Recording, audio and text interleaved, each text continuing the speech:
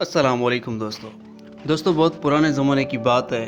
एक मुल्क पे एक बादशाह हुक्मरानी करता था। उस बादशाह का एक बहुत ही ईमानदार वज़ीर था जिसके ऊपर इसको बड़ा भरोसा था और वो वज़ीर इसके काम-काज यानी कारोबार के मामलात वो वज़ीर सँभालता था। उसका बादशाह का कारोबार अच्छे से चल रहा था कि अचानक जो है उसमें नुकसान होना शुरू हुआ। तो बादशाह से किसी ने कहा कि आपका जो वज़ीर है इसकी ईमानदारी की वजह से आपका बहुत बड़ा नुकसान हो रहा है और आपके कारोबार में नुकसान जो भी हो रहा है वो आपके इस वज़ीर की ईमानदारी की वजह से हो रहा है। तो आप इसको जो है वो निकलवा लें और किसी और वज़ीर को जो है वो आप तैनात कर दें। बादशाह ने इस बात को उस वक्त जो है वो नज़रअंदाज कर दिया, लेकिन कुछ दिनों के बाद एक और जो है बादशाह को कारोबार में नुकसान हुआ। तब बादशाह को गुस्सा आया और उसने उसी वक्त जो है एक ऐलान किया कि मेरा ये वज़ीर जो है आज से मेरा ये वज़ीर नहीं है और इसकी जगह किसी और को वज़ीर रखा जाए। तो बादशाह के एक और वज़ीर थे जिनका एक बेटा था जो कि बेवकूफ़ था और लालची भी था। उसमें दोनों ख़ामियाँ थी, एक तो वो बेवकूफ़ था और दूसरा लालची था। तो उसको जब ये पता चला कि चलो बादशाह को वज़ीर चाहिए तो क्यों ना मैं अपने बेटे को उसका वज़ीर बना दूँ। तो बादशाह ने कहा कि जल्दी से जो है एक नया वज़ीर रखा जाए मेरे कारोबार को संभालने के लिए।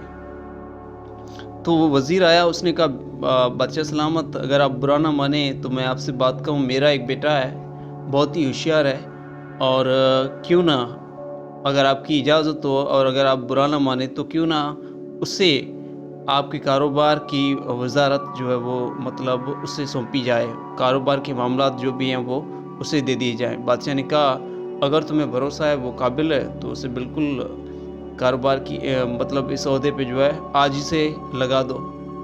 तो उस लड़के को बुलाया गया और उसे उस ओहदे पे फायज कर दिया गया। कुछ दिनों के बाद उस लड़के ने एक सौदा किया और किस्मत से उसमें जो है वो उस लड़के को फ़ायदा हो गया। तो बादशाह को जब ये नफ़े की खबर पहुंची कि आपका इतना नफ़ा हुआ है इस कारोबार की जो है लेन देन में, तो बादशाह बड़ा खुश हुआ कि यार ये जो है असली काम का बंदा जो है मुझे अब मिला है। इससे पहले जो बंदा था वो एक नाकाम बंदा था, ये जो बंदा मिला है वो एक ईमानदार और कामयाब बंदा है। तो इसी को जो है वो उस बंदे के लिए बादशाह ने इनाम का ऐलान किया और उस लड़के को इनाम दिया गया। वो कारोबार संभालता गया। एक दिन बादशाह और वो इकट्ठे बैठे थे आपस में गपशप लगाए हुए कि अचानक एक शख्स आने लगा जो कि दूसरे मुल्क का था और आकर बादशाह के साथ जो है उन्हें सलाम किया और दरबार में इजाज़त मांगी बात करने की। तो बादशाह ने कहा इजाज़त है। तो उसने अपनी बात रखी कि मैं यहाँ पर आया हूँ, असल में मुझे 1000 घोड़े बेचने हैं, ठीक है। तो 1000 घोड़े बेचने हैं इसलिए मैं यहाँ पर आया हूँ और आप अगर मुझे उम्मीद है आप भी घोड़े के शौकीन हैं तो आप मुझे उम्मीद है उन्हें रख लेंगे। तो बादशाह ने कहा मेरा ये वज़ीर है, आप इससे बात करो, ये मामलात मेरे कारोबार के संभालता है। जब उस लड़के से बात की तो लड़के ने जो है वो दिल में सोचा यार मौका अच्छा है, बादशाह भी सामने है, क्यों ना मैं अपनी जो है वो अकल का मुज़ाहरा यहाँ पर करूँ, क्यों ना अपनी अकल का करिश्मा यहाँ पर दिखाऊँ कि बादशाह भी खुश हो जाएगा और इनाम इकराम भी मिलेगा। तो उसने कहा, लड़के ने कहा आपके घोड़े 1000 तो हम लेंगे, लेकिन हमारी शर्त ये कि आपके 1000 घोड़ों की दाम में जो रकम देंगे वो रकम वगैरह हम कुछ नहीं देंगे, बल्कि सिर्फ एक मुट्ठी चावल के बदले आपके हम 1000 घोड़े रखेंगे। अगर आपको सौदा मंजूर है तो आप बेशक करें, हाँ कर दें, वरना आपकी मर्ज़ी है। बादशाह ने जब ये बात सुनी कि यार 1000 घोड़े आ रहे हैं एक जो है मुट्ठी चावल पे, تو بڑا ہی خوش ہوا اور دل ہی دل میں سوچنے لگا کہ یہ بڑا لڑکا قابل ہے، میرے فائدے کی بات کرتا ہے۔ یہ سوچ کر بادشاہ نے کہا کہ اگر میں یہاں پر بیٹھا رہا تو شاید یہ جو ہے گڑبڑ ہو جائے گی اور یہ لڑکا ہچکچائے، میں یہاں سے اٹھ کر جاتا ہوں اور یہ معاملات سنبھال لے گا۔ وہ بادشاہ وہاں سے اٹھ کر گیا پیچھے اور لڑکے کو کہا کہ اب تم یہ معاملات سنبھالو، میں جا رہا ہوں، مجھے اور کام ہے، اور وہ بادشاہ نکل گیا۔ تو اس آدمی نے کہا جو کہ گھوڑے بیچنے آیا تھا، اس نے کہا 1000 گھوڑوں کی قیمت آپ مجھے صرف ایک چاول کی مٹھی دیں گے، یہ سودا تو مجھے منظور ہے نہیں۔ تو اس نے کہا تو آپ کی مرضی ہے۔ اس لڑکے نے کہا وہ گھوڑوں کو بیچنے والا بیپاری واپس جاتا ہے اور شہر میں کسی سے صلاح لیتے ہوئے کہتا ہے کہ یار یہ مطلب بڑی امید سے میں آیا تھا کہ گھوڑے بادشاہ لے گا، لیکن کوئی بادشاہ مطلب گھوڑے لے ہی نہیں رہا ہے، تو اب میں جاؤں تو جاؤں کہاں۔ تو ایک آدمی نے اسے صلاح دی کہ بادشاہ کا جو اس وقت وزیر ہے، اس سے پہلے ایک وزیر تھا جو بہت ہی عقل مند تھا، آپ اس سے مشورہ کریں تو وہ اس کی قیمت جو آپ کا حق ہے وہ قیمت آپ کو دلوائے گا یا کچھ آپ کو صلاح دے گا۔ تو وہ گھوڑوں کا بیپاری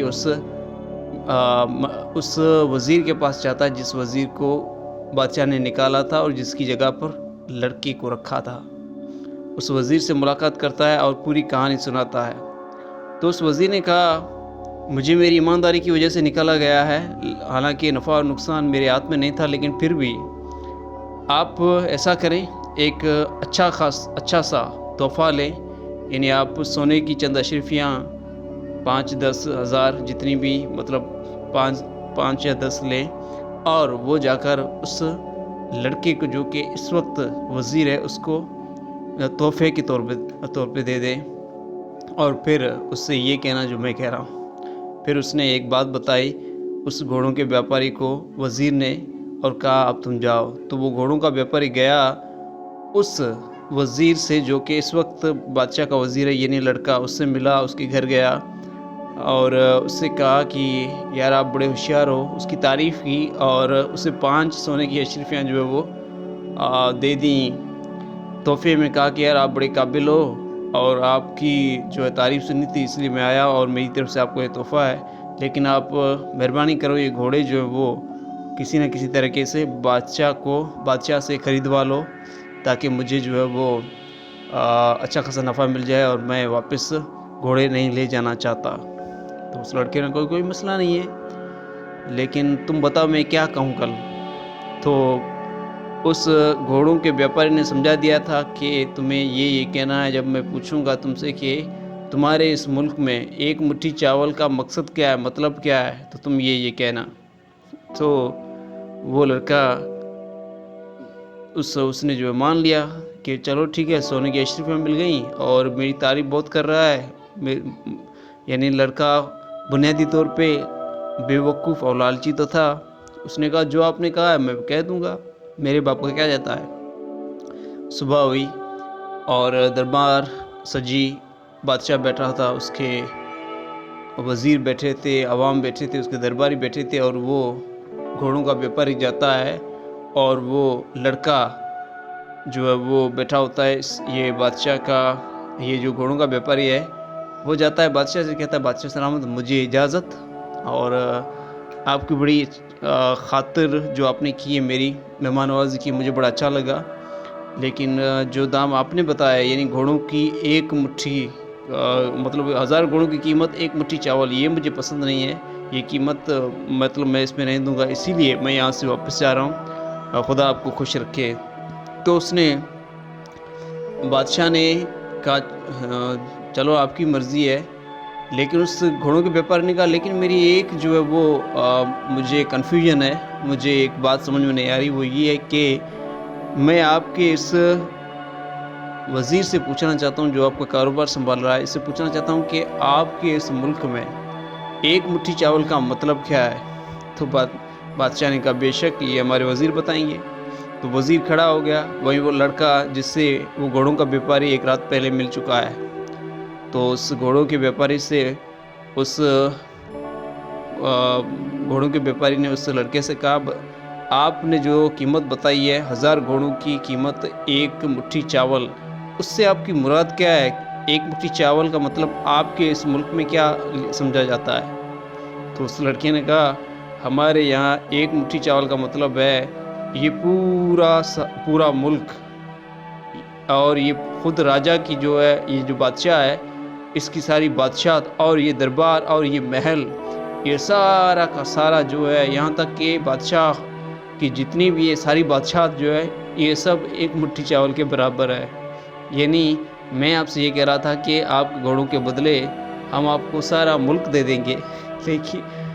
اور تو یہ سن کر جو ہے سارے لوگ مسکرانے لگے، ہنسنے لگے، اور ایک درباری نے تو یہاں تک کہہ دیا کہ یہ کس بادشاہ سلامت، آپ نے یہ کس الو کے پٹھے کو جو ہے وہ اپنے کاروبار کا وزیر بنا دیا ہے؟ تو بادشاہ نے اسی وقت اعلان کیا کہ اس بیوقوف کو جو ہے میں ابھی جو ہے نکالتا ہوں وزارت سے، اور اس کی جگہ پر اسی کو وزیر رکھا جائے جو اس سے پہلے تھا۔ اس طرح وہ واپس وزیر بن گیا، اور یہ کہانی یہاں پر ختم ہوئی۔ دوستو اس کہانی سے یہ ہمیں سبق ملتا ہے کہ ہم اپنے مقصد کے لیے کسی پہ جو ہے وہ غلط الزام نہ لگائیں۔ اگر یہ ویڈیو آپ کو پسند آئی تو اسے لائک کریں، شیئر کریں، اور چینل پہ نہیں تو لازمی سبسکرائب کریں۔ اپنا خیال رکھیے گا۔ اللہ حافظ۔